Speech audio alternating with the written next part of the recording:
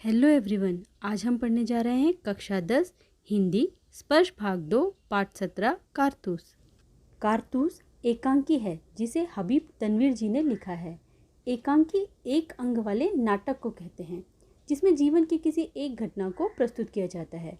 कारतूस पाठ में मुख्य पात्र वजीर अली है जो बहुत जांबाज है।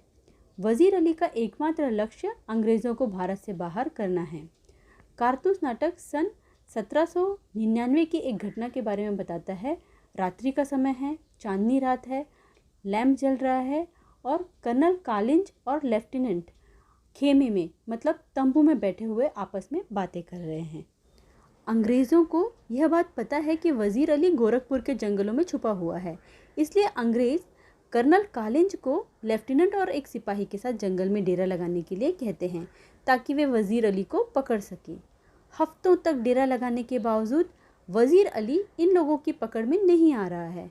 अब तो सिपाही भी परेशान हो गए हैं। वजीर अली के किस्से सुनकर कर्नल को रॉबिन हुड की याद आ जाती थी, क्योंकि रॉबिन हुड की तरह ही वजीर अली भी बहुत ही साहसी, बहादुर और चकमा देने में माहिर था। वह कई दिनों से अंग्रेज़ों को चकमा दे रहा था और उनकी पकड़ में नहीं आ रहा था। रॉबिन हुड की तरह वजीर अली के मन में भी अंग्रेज़ों के खिलाफ नफरत भरी पड़ी थी और वह भी अंग्रेज़ों को अपने देश से निकालना चाहता था। अब लेफ्टिनेंट और कर्नल के बीच सआदत अली को लेकर बातें होती है। आसिफ उद्दौला अवध के नवाब हैं और वजीर अली के पिता हैं। आसिफ उद्दौला के एक भाई हैं जिनका नाम है सआदत अली। सआदत अली को अवध का नवाब बनना था। जब तक आसिफ उद्दौला की कोई संतान नहीं थी तब तक उसे नवाब बनने की पूरी आशा थी, परंतु वजीर अली के जन्म लेते ही उनकी सारी आशाओं पर पानी फिर गया। इसलिए वजीर अली की पैदाइश को सआदत अली ने अपनी मौत समझा। अंग्रेज़ों ने वजीर अली को अवध के नवाब पद से हटाकर सआदत अली को अवध का नवाब बना दिया। सआदत अली अंग्रेज़ों का दोस्त था और ऐशो आराम से रहना पसंद करता था।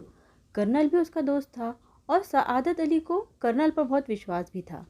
इसी कारण उसने अपनी आधी जायदाद और दौलत अंग्रेज़ों को दे दी और साथ ही 10 लाख रुपए नगद भी दे दिए ताकि अंग्रेज़ उसको सिंहासन पर बने रहने दे। कर्नल ने सआदत अली को सिंहासन पर इसलिए बैठाया क्योंकि कर्नल जानता था कि सआदत अली को ऐशो आराम की ज़िंदगी बितानी पसंद है, इसलिए वह खुद तो ऐशो आराम की ज़िंदगी बिताएगा ही, साथ ही दोस्त और विश्वास पात्र होने के कारण कर्नल की ज़िंदगी भी बड़े आराम से गुजरेगी। अब देखते हैं कंपनी के खिलाफ हिंदुस्तान में कैसे एक लहर आ रही थी। शाही जमा अफगानिस्तान का एक शक्तिशाली शासक था। उसे वजीर अली ने भारत आने के लिए इसलिए आमंत्रित किया ताकि वह भारत पर आक्रमण करे। इसी समय वजीर अली भी उसका साथ पाकर अंग्रेज़ों पर हमला कर दे।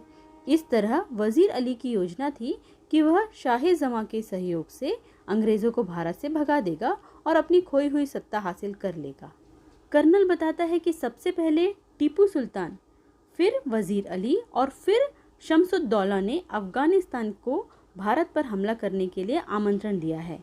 ये सब जानकर लेफ्टिनेंट को लगता है कि ईस्ट इंडिया कंपनी के खिलाफ हिंदुस्तान में एक लहर दौड़ रही है।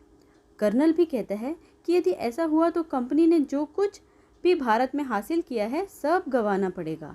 लेफ्टिनेंट कहता है कि वजीर अली की आज़ादी मतलब उसका आज़ाद घूमना बहुत ही खतरनाक है, उसे कैसे भी पकड़ लिया जाना चाहिए। कर्नल कहता है कि मैं तो पूरी फौज लिए उसका पीछा कर रहा हूँ और बरसों से वह हमारी आंखों में धूल झोंक रहा है और इन्हीं जंगलों में फिर रहा है, कभी हाथ ही नहीं आता। उसके साथ चंद जांबाज है, मुट्ठी भर आदमी मगर ये दमखम है। अब कर्नल लेफ्टिनेंट को वजीर अली के द्वारा कंपनी के वकील की हत्या के बारे में बताता है। वजीर अली को नवाब के पद से हटाने के बाद अंग्रेज़ों ने वजीर अली को बनारस भेज दिया। कुछ महीनों बाद गवर्नर जनरल वजीर अली को कलकत्ता बुलाने लगा, क्योंकि वजीर अली को 3 लाख रुपए सालाना वजीफ़ा परवरिश के लिए दी जाने वाली राशि ये तय किया गया था और गवर्नर जनरल उसमें अड़चन डालने के लिए उसे कलकत्ता बुला रहा था। जब वजीर अली इसकी शिकायत कंपनी के वकील से करने गया तो वकील उल्टा उसी को बुरा भला कहने लगा। वजीर अली के दिल में अंग्रेज़ों के लिए पहले से नफरत कूट कूट कर भरी थी। वकील के इस तरह के व्यवहार ने वजीर अली को गुस्सा दिला दिया और उसने चाकू से वहीं वकील का कत्ल कर दिया। वजीर अली वकील की हत्या करने के बाद भाग गया था।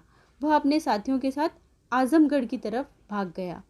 आजमगढ़ के शासकों ने उन सभी को अपनी सुरक्षा देते हुए घाघरा तक पहुंचा दिया और तब से वह वहां के जंगलों में रहने लगा।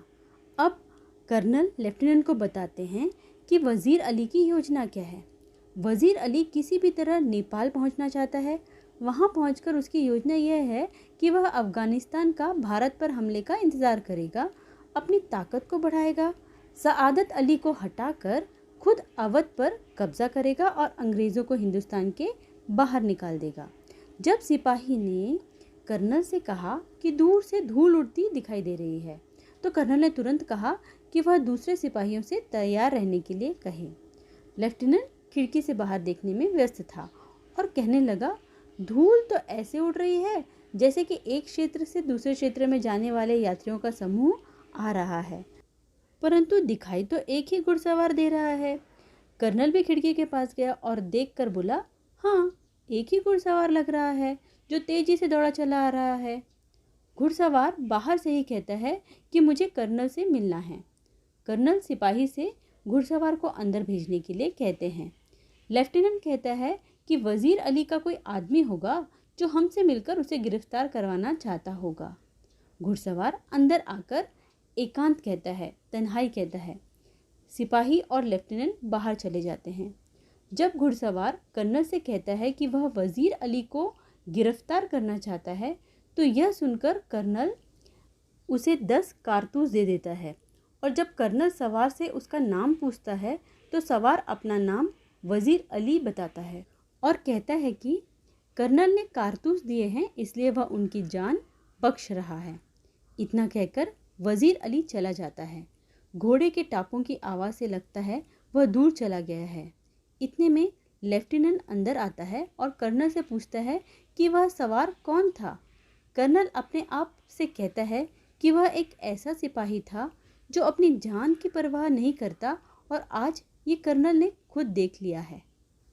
उम्मीद है ये पार्ट आप लोगों को अच्छी तरह समझ में आ गया होगा। यदि ये वीडियो अच्छा लगा है तो औरों को भी शेयर कीजिए, लाइक का बटन ज़रूर प्रेस कीजिए और वीडियो को सब्सक्राइब करना बिल्कुल मत भूलिए ताकि मेरे अगले वीडियो की नोटिफिकेशन आपको समय पर मिलती रहे। मिलती हूँ अगले वीडियो में, तब तक के लिए थैंक यू।